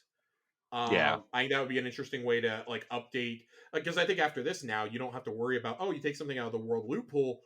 Well, you can craft a new one. You can Yeah. just craft that weapon again. Oh god, let's see. I think having a falling guillotine is just common sense at this point. There are, Yeah. but if you're a Titan, I would say you can substitute Crown Splitter. And I Um, can confirm I can keep up with DPS with Falling Guillotine if I'm running Crown Splitter. You Crown Splitter is better than Falling Guillotine in terms of DPS. Yeah, if you have Vorpal. Yep, Relentless or not relentless strikes. What was that? What's the falling guillotine perk that they nerfed? Whirlwind Blade. Whirlwind Blade. Whirlwind Blade used to be the best, but needing 10 light strikes to get the full damage seems a little much. Yeah, I run Relentless Vorpal on mine now. Um, Yep. that seems to be the go-to. You still have a couple weeks. There is a specific engram in Splicer that is just for swords. Highly Yep. encourage you, just if you somehow don't have a Vorpal Falling Guillotine and you want to raid within the first couple weeks of it being out, go get you a sword right now. You should have a Falling Guillotine already if you've played for any length of time. It is part of the world loot pool. Zur has sold it. Banshee has sold it a lot. Go get a Falling Guillotine with Vorpal. Yeah. Look at Deepstone Crypt. Yeah. That was the second encounter. Even with all of the fun we had with swords, it still took a while for people to realize in the Atrax encounter that swords were the move. Yeah, So we talk about. I mean, so let's finish up. Let's finish up legendaries, and then I want to get into a couple exotics that everyone should keep in their back pocket.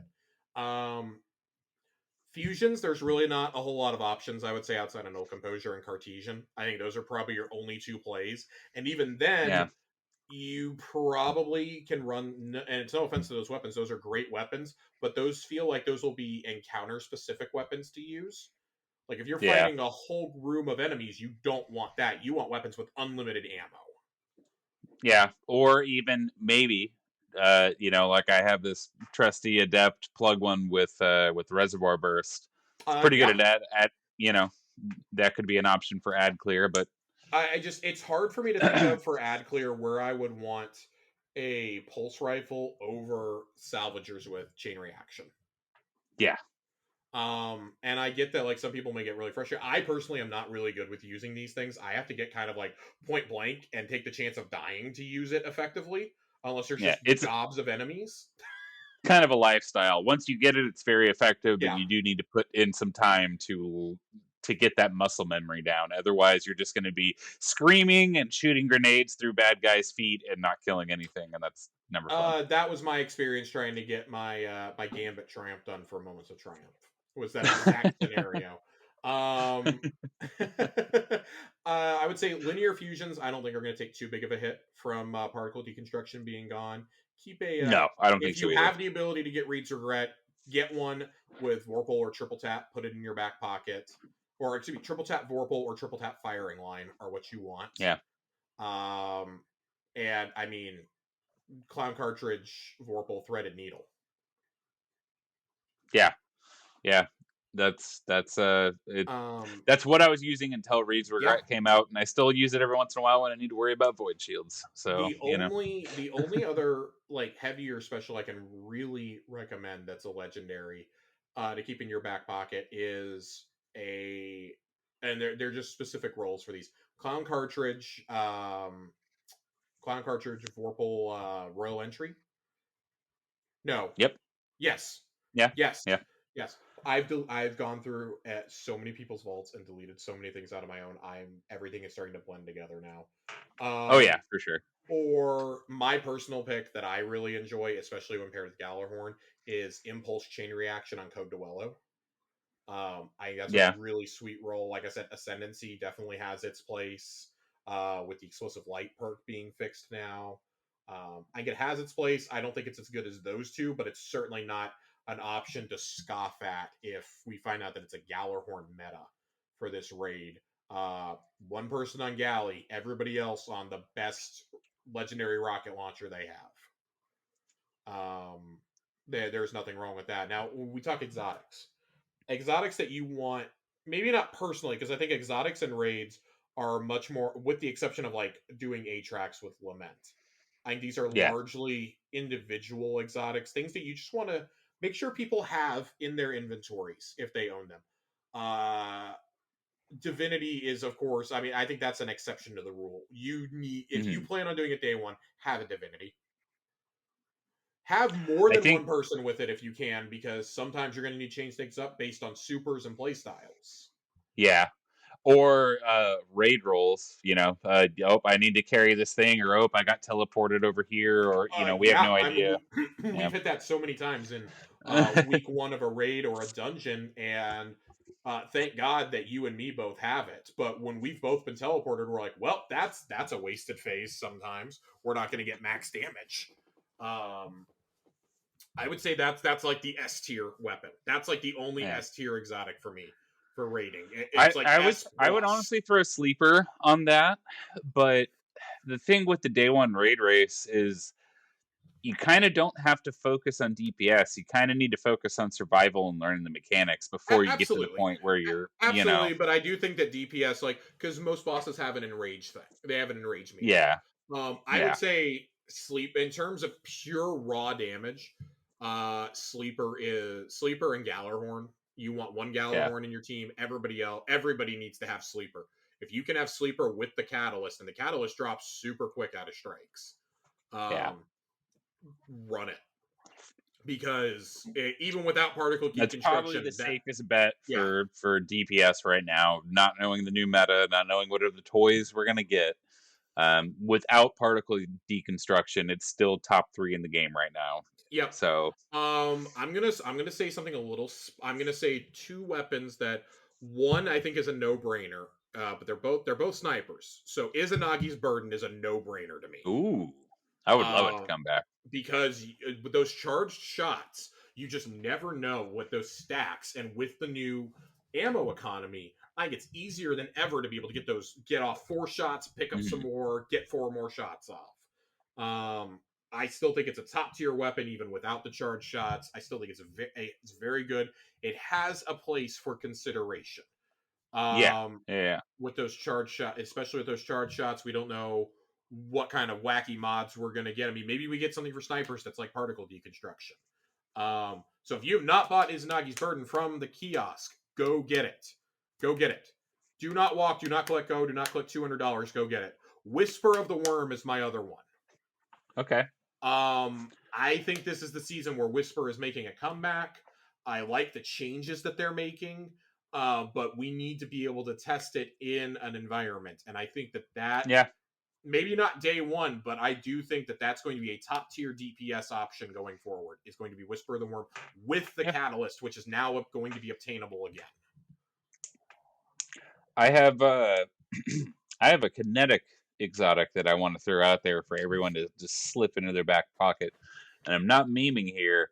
If for whatever reason, and this is usually a Vex thing, but if there's a lot of arc damage in the raid, Risk Runner Risk is Runner. actually a very useful tool Mm-hmm. for adding some survivability and dealing with ads. If for whatever reason there's a lot of arc damage, I really suggest Risk Runner for a lot of people when your main goal is just to survive long enough to Yeah. figure out how the mechanics work, you know. Sorry, But I'm if it's just the damn pulling scorn, up it's here. going to be constant fire and or solar and void grenades. I hate the scorn; they're the worst. I really do too. They're the absolute worst enemy we've ever gotten. I don't know why people wanted them to come back and why we couldn't just let them fade away into nothingness. I mean, God, we're taking their home away, and they're still going to be in the fucking game. Um, I think in terms of other exotics, like it's just kind of like dealer's choice. I don't think there's anything that's like Vex Yeah, isn't super meta right now. It's not overwhelming. It's still good. I would say it's still very good for ad clear, yeah. especially against Scorn with those solar shields. I think that could be a really good ad clear option. Wither Um, Horde. yeah, Wither Horde. I would say Wither Horde. Other than Izanagi's, that's probably my top pick for a primary. Yeah, Is Wither Horde. I think it definitely has a place. I don't know that the hand cannons or Dead Man's necessarily do. no. Um, No, I no, mean I will bring a Fate Bringer ready to go because that is my workhorse weapon. yeah. That's the thing I can chew Everybody through has an ads old with. reliable. John has his Yeah, Fate exactly. Bringer. I have my Messenger. I've gone into things before where John has literally said to me, he's like, "You sure you're going to run Messenger?" Yep, because Yep. you know your playstyle better than anybody. If you're going Yep. into a day one raid, my hope is that you know the people you're playing with well enough and that you trust them. But just, I think the biggest thing about a day one raid that we don't do is we're not prepared. Um, Yeah. like, I'm not going to sit. The last couple raids beg to differ, but I don't think that we need to have slug shotties ready to go. They've Yeah. nerfed those so far into the ground that with Divinity is surely not going to be the meta for any encounter in this one. But snipers, there's nothing wrong with having a sniper, even for just the final boss. You run out of your heavy, Vorpal sniper, baby. You that with a boss spec, you can still deal out like 40, 50k per headshot. Um, I think that those are probably the options you want to look at. Anything other than that is kind of niche. But bring your most reliable primary weapons. Your most reliable ad clears are what you want. I'm gonna walk in there day one and have Ikelos SMG and Messenger probably equipped when I load straight into that first encounter, just because those are Yep. my old reliable ad clears.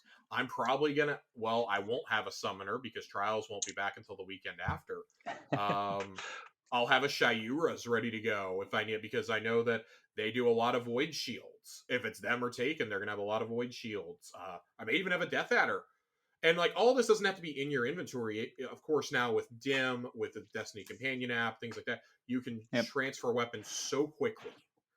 And that's why the week before the raid launches, save up your weapon and a couple of armor, because you never know when you might need to switch up what exotic you're running.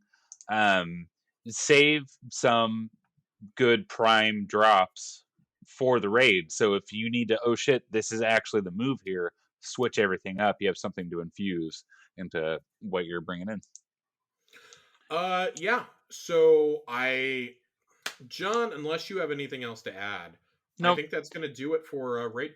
And I guess one last I aside. just need to step out for 1 second. No, I'll be you're right good. back I'm going to keep while you talking. wrap this up. Yeah, I'm going to Yep. keep talking. I would say mods are going to be kind of the last thing I want to touch on real fast. You know your loadouts and your setups better than anybody. There is a legitimate reason to use elemental well mods. I have a feeling they're going to play into our 3.0 subclasses a lot more than we realize right now.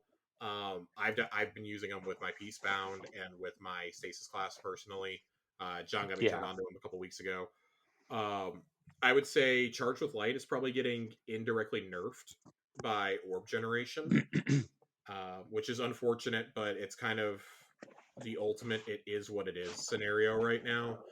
We just don't know how that's going to be affected until we actually get in and play around in the Witch Queen sandbox. Yeah.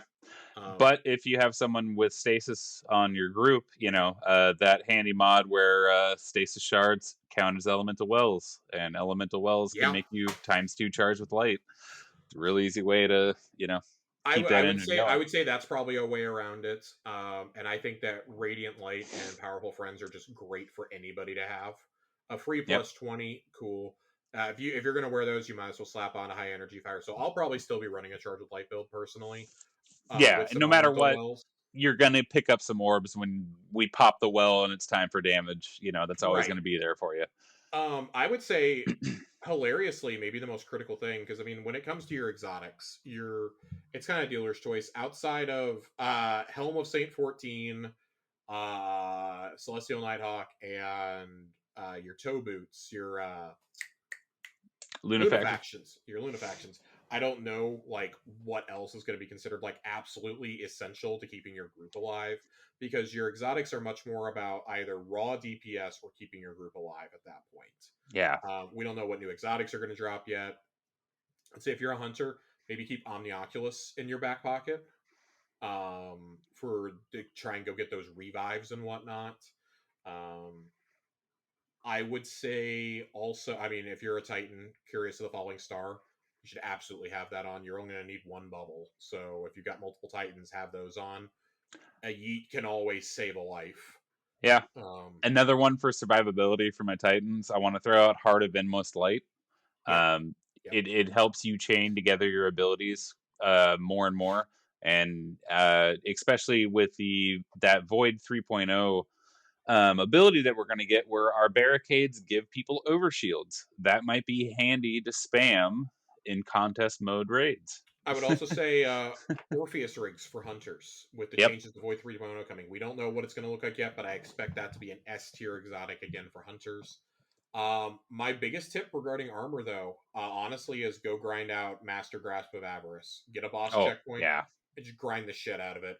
I was saying before our audio got messed up that you and I sat there and grinded it for a couple hours and made sure to get a full set. We got some extra pieces, and all of that, almost all the pieces we had were high stat. They were, and I consider high stat for me isn't 60 or above. It's like 63 and above.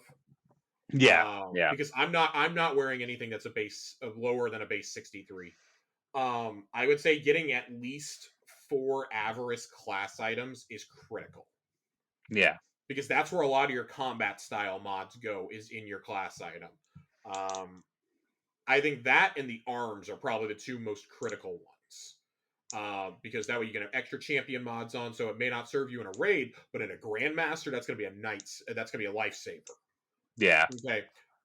Likewise, being able to run potentially 3, if like somebody else is running focusing lens, you don't have to waste space on that. If that's hypothetically one of our mods. If it was this season, I could have run focusing lens with the other 2 things and never have worried about particle deconstruction, because the others were much more critical to my stasis build. So I needed to be running those, creating extra shards, my melee stunning overload champs, things like that. Like, that's where a lot of your fun creative ones are going to go, is in your class item. So recommend that.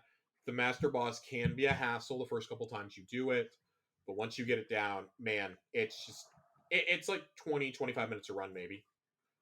Yeah. And We will if you that get run real footage. good, you can get that down to 10 minutes or less, but Yeah, absolutely. So before we get out of here, we are going to skip Lore Corner tonight. We've been going for almost 2 hours at this point, and it's already going to be a lot for me to stitch together. We have a question from the audience tonight. I'm excited. I am excited to read this one as well. It is from our good friend Joasis. Joe, I'm going to pull your question up here real fast. Question for everyone, and I'm really excited for John to explain this one to you guys. Are you still maining the same class today that you started Destiny 1 or 2 with?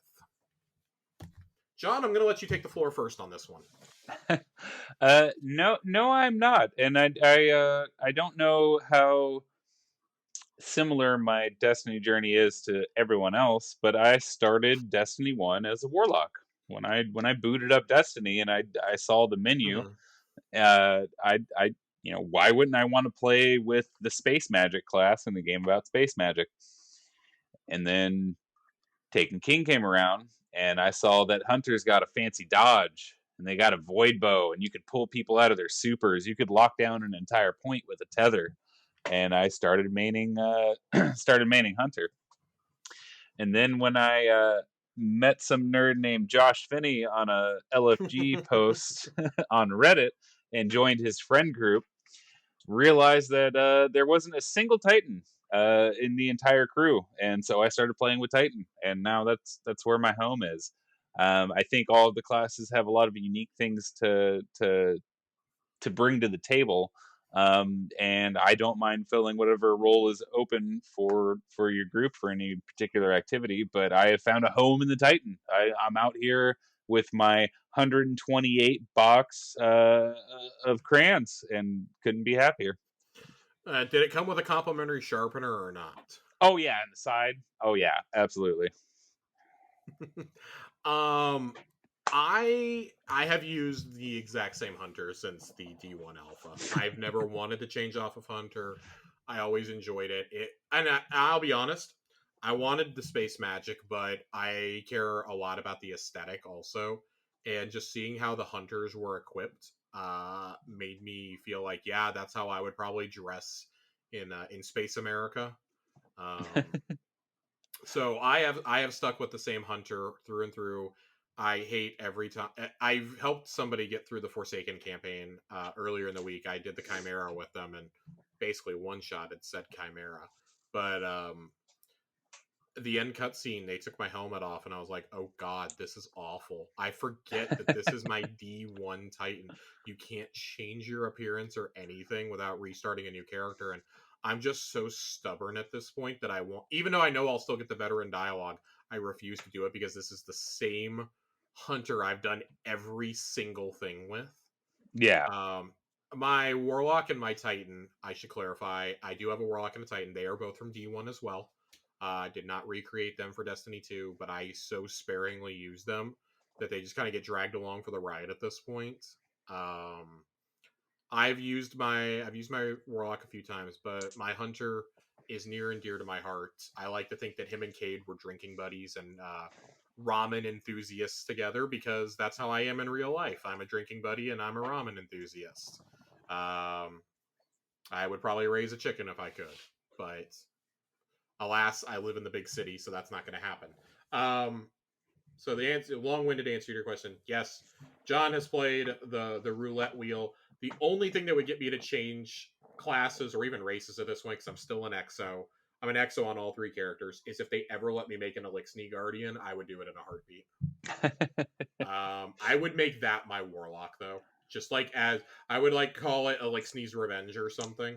Mithrax's Revenge. I don't know. I'd come up with something ridiculous. Tanix's Yeah. son. I'd come up with some ridiculous backstory for him about like why he just hurls Nova bombs at Guardians in the Crucible now.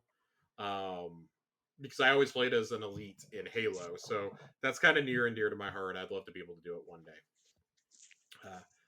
But with that, we're going to cap off a very long episode. I was not planning on running for Yeah, about for 2 hours. such a light twab, you and me get Well, started. it was a light talking about twab, but builds. we definitely had big topics to get to though. And to be fair, we probably would have cut like 25 minutes of this out had Dylan not put out that list of weapons tonight and would have done it tomorrow instead. You guys just would have heard more complaining next week from me. But we're gonna go ahead and get on out of here. Corey will be back next week to right the ship. I do not know if I'll be here next week because I have suddenly remembered that next Thursday, I'm checking my calendar. Yep, next Thursday is my girlfriend's birthday.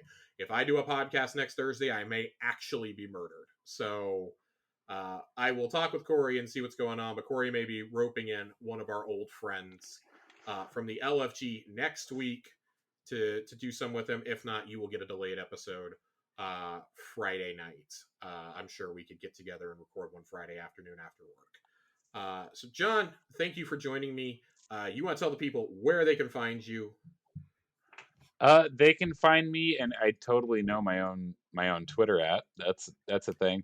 At A1Johnny with 3 N's, and hopefully on another Tower Casuals soon as we get into Witch Queen and have many more exciting things to talk about. Yep. And then as always, you can find Corey on Twitter at I am Corey in HD. You can find me on Twitter at Josh_Finn with 2 N's. I am debating about if I'm going to come back to Twitch. It kind of depends on if I can get a new router in here before Witch Queen, get it all set up, troubleshoot it, that good stuff. We kind of think we've identified why I had a problem streaming, and it has something to do with the fact that my router does not like Xbox and Twitch running at the same time. Because in the past, when Corey and I have been recording, that is what has also caused me to drop when we've been podcasting. So we finally identified the root of it. So I need to get AT&T out here, fix my gateway, things like that. But from Corey, from Johnny, from me, we will see you on another episode of Tower Casuals, and we will catch you Starside.